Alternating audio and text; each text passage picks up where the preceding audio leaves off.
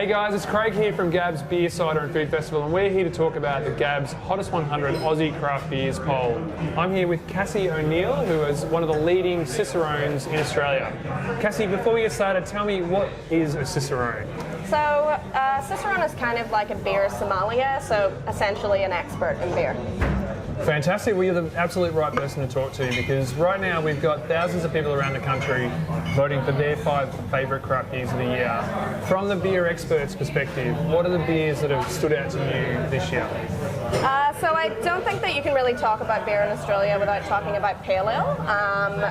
For a long time, lager was the champion, but now these days it's all about pale. I've chosen Green Beacon 3 Bolt.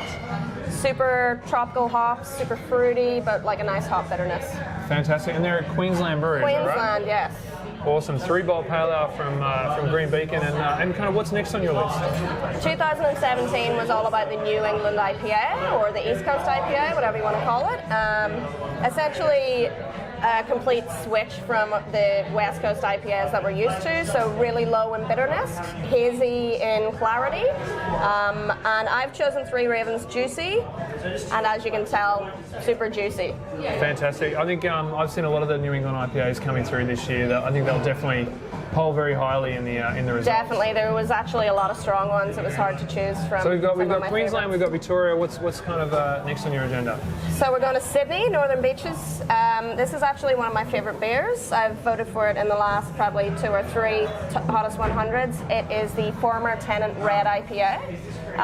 From Modus Operandi. Yep. It comes in at 7.8% in a pint can, which is awesome. But it is really hard in red IPAs to get a good balance between the sweetness of the malt and also the bitterness from the hops, and this just kills it every single time. It's a beautiful beer.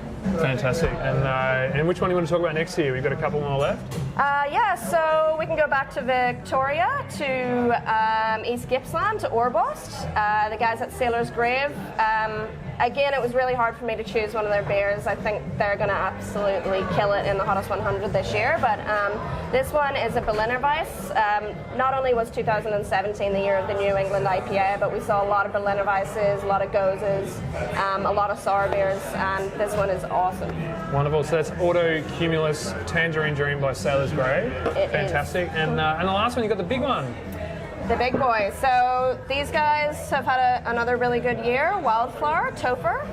So this is your really kind of pointy end stuff, barrel aged, spontaneously fermented, lots of wild yeast and bacteria, really funky and really tart and really sour, and really delicious. They're making. Would you say this is a style that's kind of taking beer in a new direction? Or? Yeah, I think a lot of people will start with these Berliner Weisses and Gozes and then move up to stuff that's a lot more complex, and we're going to start seeing a lot more barrel aging and a lot more sour beers, I think, in the next few years. Oh, fantastic. And have you placed your votes yet, Cassie? I haven't, but I think some of them are here on this table. Wonderful. Hey, thank you so much. And so that's it, the word from the experts. Make sure you get your vote in now at gabsfestival.com. The GABS Hottest 100 Aussie Craft Beers.